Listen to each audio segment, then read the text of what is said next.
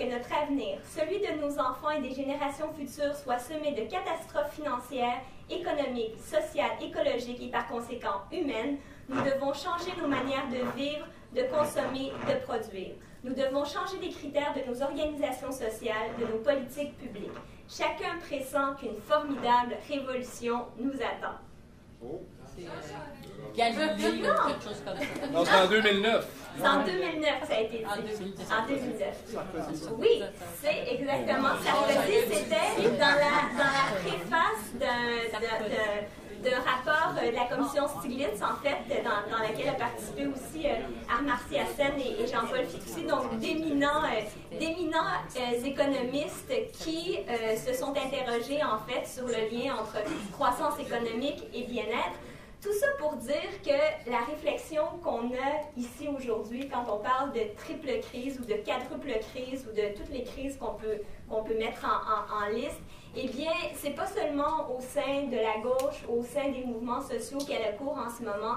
Elle a aussi sein dans un spectre, en fait, très, très large qui touche aussi les gens de la droite. Donc, je pense que ce constat-là de crise globale, qui, selon moi, a tout, en fait, d'une crise du capitalisme, doit nous amener, en fait, à réfléchir au-delà de nos secteurs d'activité et même de notre mouvement en tant qu'économie sociale et solidaire.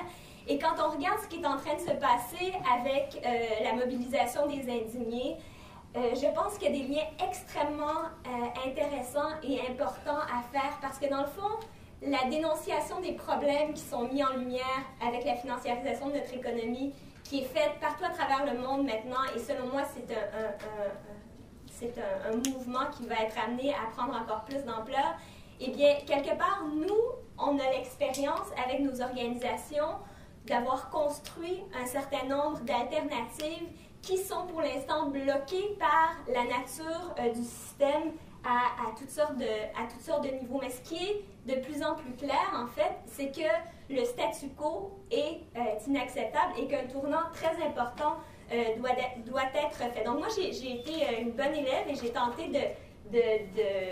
d'étudier ce qu'on m'avait envoyé à l'avance. Donc, je vais même passer point par point à travers les 6 chantiers qui nous sont proposés dans ce document-là et les 20 axes.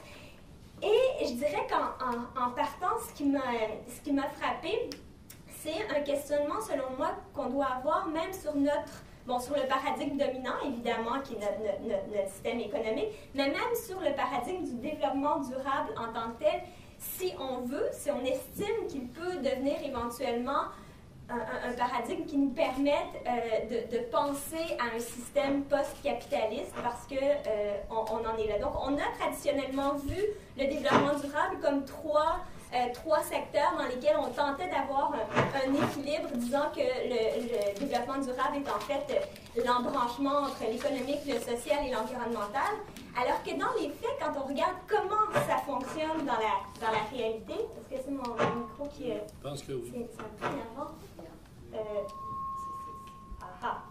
OK, merci. Alors que dans les faits, l'économie tout seul, là, sans société, sans environnement, là, oublie ça.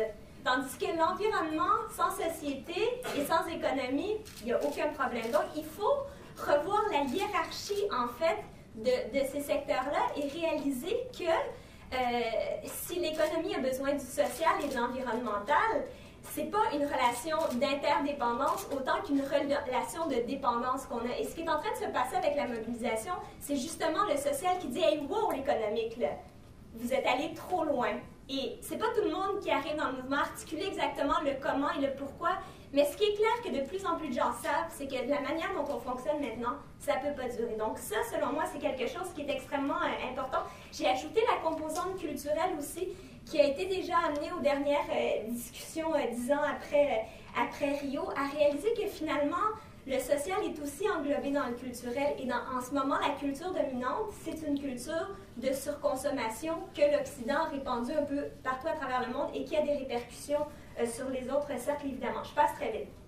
Maintenant, on a parlé beaucoup d'économie sociale et solidaire, et évidemment, puis des contraintes de l'économie conventionnelle, mais je pense que il faut aller au-delà, évidemment, des questions sociales et oser se questionner plus fondamentalement sur les mécanismes et les valeurs dominantes, par exemple de la surconsommation, dont on a de la peine à adresser, la question de la croissance aussi, qui a été un tout petit peu abordée ce matin. Et j'ai été très intéressée et surprise. Lundi et mardi passé, je participais, je suis en train de faire un doctorat à Genève, donc j'ai l'occasion de fréquenter un peu d'événements des Nations Unies, et au Palais des Nations se tenait une grande conférence qui avait pour titre « Économie verte et développement durable, ramener la dimension sociale ». Donc ça touche pas mal, nous on fait un petit peu l'inverse, on ramène la dimension environnementale dans le social, eux étaient dans l'autre secteur, si on veut, et c'était organisé donc par les Nations Unies. Et ce qui m'a impressionnée énormément, et là, il était regroupé vraiment, c'était des scientifiques de partout à travers le monde qui étaient là, notamment des économistes du London School of Economics et autres, donc, et des économistes de la Banque mondiale, donc des gens qui, traditionnellement, sont aussi associés à une vision plus conservatrice de l'économie.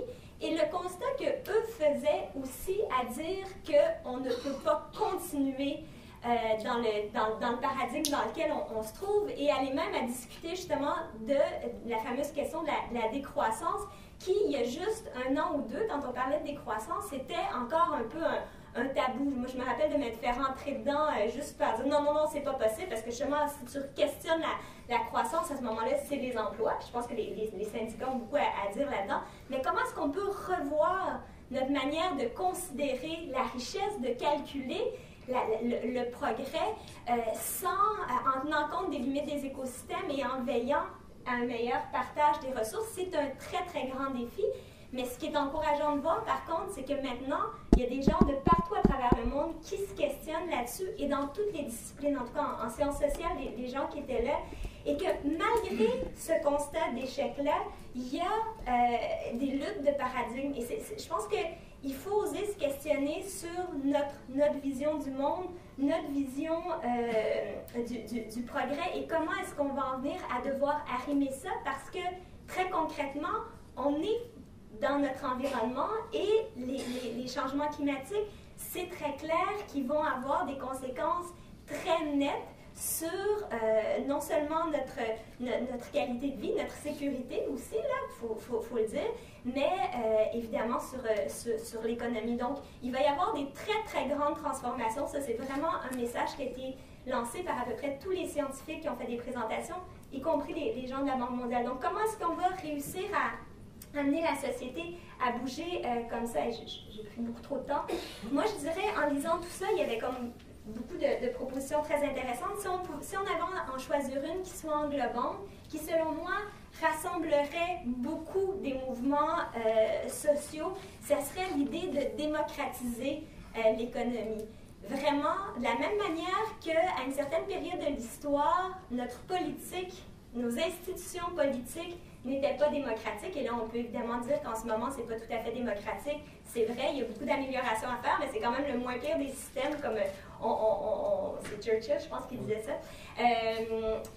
Alors, est-ce qu'on peut en venir à faire ça? Et je pense que les entreprises d'économie sociale et solidaire, avec leur expérience sur le terrain, sont les meilleurs porte-parole de ces revendications-là. Et là, il y a une occasion de faire un lien justement avec les mouvements. Juste reprendre certaines des suggestions que je me permettrais de faire. Bon, vous m'avez beaucoup entendu parler de consommation responsable, en tout cas certains d'entre vous dans les dernières années. Je pense que l'économie sociale et solidaire n'est pas assez connue pour ça.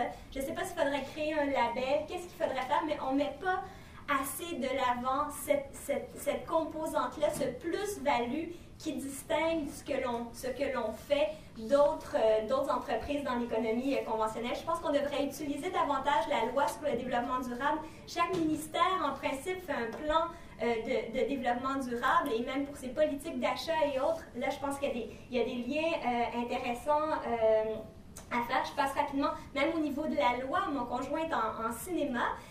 Et je pense que c'est le cas pour d'autres entreprises culturelles, il est forcé d'avoir un Inc. dans le fond. Donc, d'un point de vue légal, pour l'accès aux subventions, les coopératives n'ont même pas le même traitement que les autres entreprises. Donc, elles doivent créer une coop et ensuite avoir aussi un Inc. pour avoir accès aux subventions. Donc, c'est des choses comme ça qui compliquent, en fait, et qui démotivent certaines personnes à choisir ce modèle économique-là. Et un autre élément important, selon moi, c'est de rejoindre les jeunes. Je pense que le secteur de l'économie sociale et solidaire ne rejoint pas suffisamment les jeunes, les travailleurs autonomes et autres. Donc, comment recréer cet engouement? Bon, là, je n'aurai pas le temps de passer à travers mais la question de l'énergie, des changements climatiques, je pense qu'on l'a abordé un tout petit peu ce matin, mais éviter les pièges technologiques. Et je pense que ça, à Rio, de ce que j'ai vu et des inquiétudes qui étaient déjà soulevées à Dakar au moment du Forum social mondial, c'est que l'inquiétude, c'est qu'encore une fois, on propose une solution technologique alors que la cause des problèmes est éminemment sociale. Donc ça, je pense qu'il va falloir être vigilant à ce niveau-là.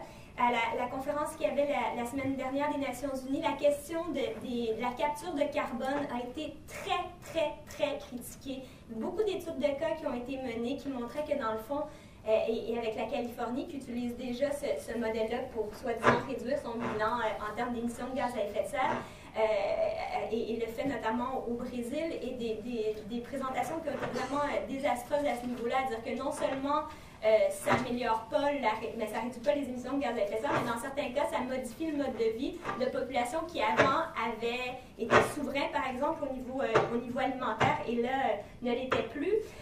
Est-ce qu'on peut faire le pont avec d'autres mouvements comme Ville en transition, par exemple? Des choses comme ça. Merci, Marie-Reine, j'ai même une coiffeuse.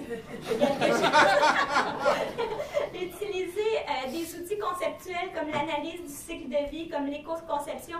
Il y a beaucoup de travail qui se fait de manière intéressante et j'ai pas vu beaucoup d'entreprises d'économie sociale avoir recours à ces outils-là. Bon, on a parlé de la prédiction de compte aussi. Je pense que ça devrait être systématique. Secteur, une minute? Deux? OK. Secteur agriculture et agroalimentaire, un enjeu qui est très peu discuté, c'est le gaspillage alimentaire. Il y a une étude des Nations de la FAO qui est sortie. Ils disent entre 30 et 50% des aliments cultivés sont gaspillés. Donc, avant de dire qu'avec les OGM, on va réussir à produire 5% de plus, d'ailleurs, les dernières études démontrent que ça n'a pas été le cas, est-ce qu'on peut recréer, transformer le système pour réduire le gaspillage? Et je dirais que ça, c'est juste un exemple de gaspillage alimentaire, mais combien de ressources humaines on gaspille dans nos structures où les gens ne sont pas valorisés, où ils ne parviennent pas à partager leur plein potentiel? Et là, je sens que je vais devoir m'asseoir.